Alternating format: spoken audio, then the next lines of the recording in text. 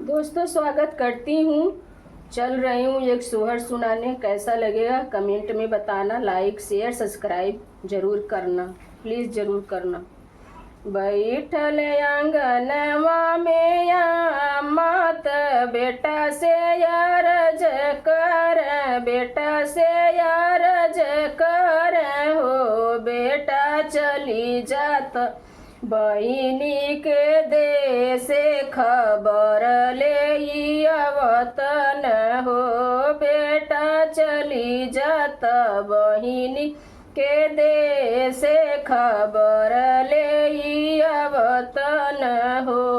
ले कान्हवा सारंगियात, कान्हवा पे झोलियात, कान्हवा पे झोलियान हो। भैया धइलियल जोगिया के भेष, बहिन देश गइलन हो।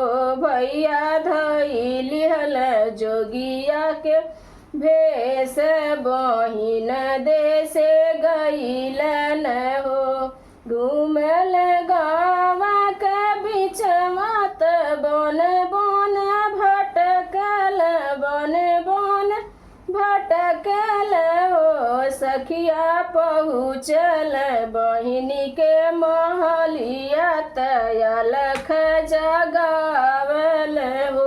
बहिनी पहुँचल बनी महलिया, अलख जगावल हो। भिक्षा लेके निकरली बहिनी त जोगिया से बोलेली, जोगिया से बोलेली हो। जोगी ले त भिक्षा हमार भीतर हम जाइब हो। जोगी ले त भिक्षा हमार भीतर हम जाइब हो। धूमिल सड़िया बहिनिया के पेवन हजार लागल, पेवन हजार लागल हो। सखिया घूंघट में लट छितिराइल, दुखित बहिनी लागेली हो। सखिया घूंघटा में लट छितिराइल, दुखित बहिनी लागेली हो। सुन महलिया के रानी, सुना हो हमारी बहिनी, सुना हो हमारी बहिनी न हो।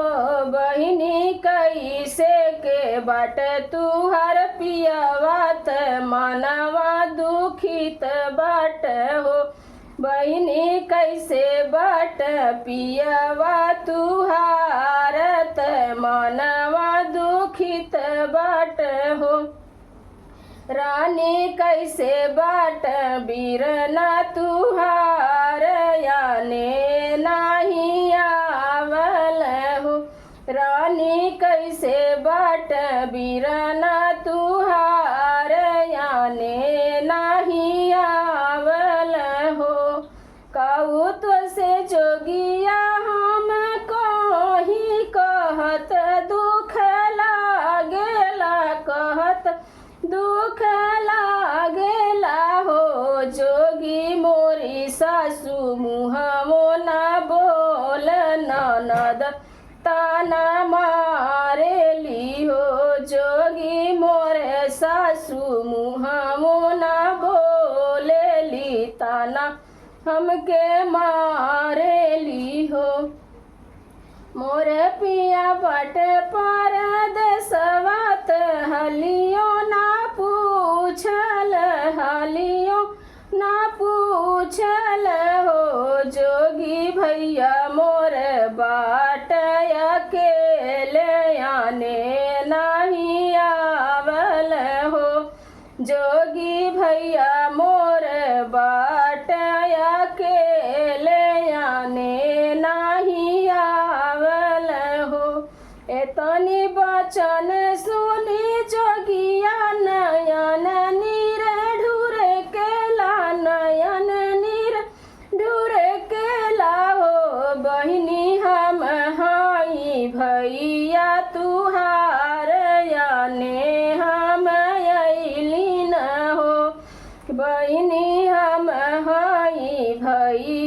तुहार याने हम अइली न हो। जैसे के भरी गइल काले उआया सढ़वा के बरसेला सढ़वा में बरसेला हो रामा भरी गइल करे जवा बहिनिया के रोअले न था मिले हो। रामा भरी गइल करे जवा बहिनिया के भले खुश हो गइली हो। बैठल आंगनवा में मैया त बेटा से अरज कर बेटा से अरज कर हो। बेटा चली जात बहिनी के देश खबर ले अवतन हो। बेटा चली जात बहिना